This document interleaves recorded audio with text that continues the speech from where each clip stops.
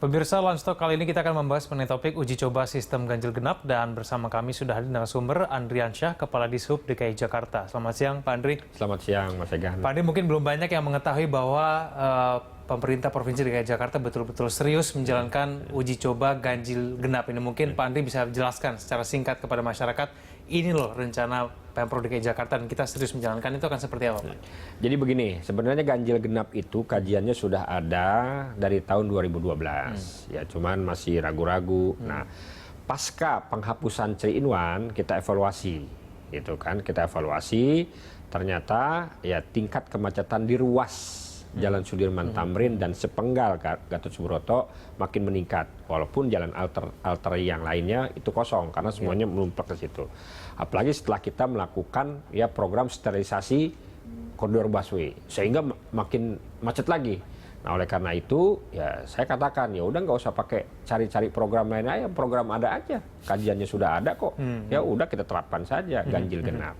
Nah, ganjil genap itu ya kita lakukan FGD sudah barang tentu, kita minta masukan dari berbagai masyarakat. Ya pertama kita lakukan di Polda Metro Jaya, diprakerasi oleh Dirlantas. Nah, yang kedua kemarin ya hari Jumat kemarin ya. Nah, di hari Dirlantas, dari DTKJ, MTI, Masyarakat Transportasi Indonesia, dari DRD ya, dari pers yang lain, akhirnya kita putuskan kita harus sepakat ya memutuskan ya menerapkan kebijakan ganjil genap. Itu mulainya kapan dan jam berapa saja Pak? Apa sama dengan 3-in-1 atau seperti apa? Ya memang ya pemberlakuan kebijakan ganjil genap ini kita berlakukan di ruas jalan ya setelah 3-in-1 dihapus. Jadi jalannya sama ya. Sudirman Tamrin, sebagian sepenggal Gatot Subroto. Nah, kita lakukannya pun juga nggak 24 jam, tapi juga memang sesuai dengan program 3-in-1 yang kita hapus pagi dan sore.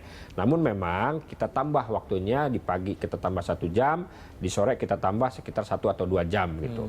Nah, di pagi yang tadinya jam 7 sampai jam 9 kita tambah menjadi jam 7 sampai jam 10. Ya, sedangkan di sore ya jam 4 sampai jam 8 atau jam 5 sampai jam 8 ya.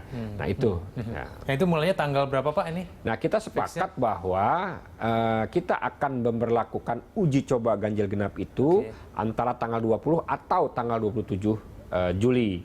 Dengan itu selama sepekan penuh atau seperti apa? Enggak, ini awalnya tanggal 20 atau tanggal 27. Kalau seumpamanya tanggal 20 kita terapkan di tanggal 20 Juli kita terapkan uji cobanya, berarti penerapan permanennya itu di tanggal 23 Agustus. Kalau seumpamanya kita terapkan di tanggal 27 Juli, berarti penerapannya itu di tanggal 30 Agustus. Kenapa itu kita masih belum ini? Karena memang sekarang kita akan juga mempersiapkan, kan rambu-rambunya harus kita persiapkan. Ya mekanismenya gimana, sosialisasinya seperti apa, ya kan? Nah, terus yang paling penting tuh cara tindaknya seperti apa, CB-nya, cara bertindaknya, ya itu seperti apa, ya. Nah, yang paling penting itu sanksi apa yang harus diterapkan apabila ada yang melanggar. Itu yang paling penting. Pak Andri, ini untuk memantau dan mengawasi ribuan kendaraan ya yang biasa memasuki wilayah Sudirman dan Tamrin itu pada jam-jam tertentu itu bagaimana caranya Pak? Memang yang pertama ya dari kacamata Dirlantas atau Polri, mereka punya mekanisme sendiri ya. Mereka sudah tahu sendiri ya ciri-ciri mana itu, kan dia punya sistem elektronik yang memang ini memang bisa dilihat dari jauh begitu. Tapi kalau dari kami sih ya manual saja, karena ini kan penerapan kebijakan ganjil genap sebenarnya ini program transisi sambil menunggu IRP itu kita implementasikan. Udah manual saja. Karena kalau seumpamanya kita pakai teknologi, waduh nggak jadi-jadi nanti. Nggak jadi-jadi. Setahun 2 tahun juga belum tentu. Pak Andri, ini kalau ngomong manual ini maksudnya ngeliatin satu persatu mobil yang lewat Sudirman Tamrin, ini bukannya repot nih Pak ya? Kalau saya sih nggak mau liatin satu-satu. Nah, itu gimana Pak? Ya, jadi gini. Kalau kita dari Bundaran Senayan arah ke Medan Merdeka, ya kita buatkan namanya killing ground. Jadi tempat untuk penerapan sanksinya. Ya, misalnya gini. Kita melihat bahwa di kawasan tersebut ada sekitar 15 traffic light. Ya kan? Nah, traffic light berarti pulang pergi ada 30. Kalau di setiap traffic light saja kita terapkan 2 orang.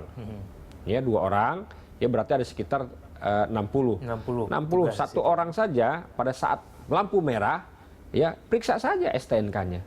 Misalnya kan kita akan menerapkan ganjil genap ini kalau sesuai dengan tanggal.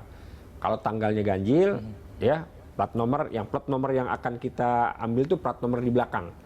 Nah, yang ganjilnya. Karena kan kalau ganjil ya ganjil. Genap ya genap gitu. Kita lihat saja.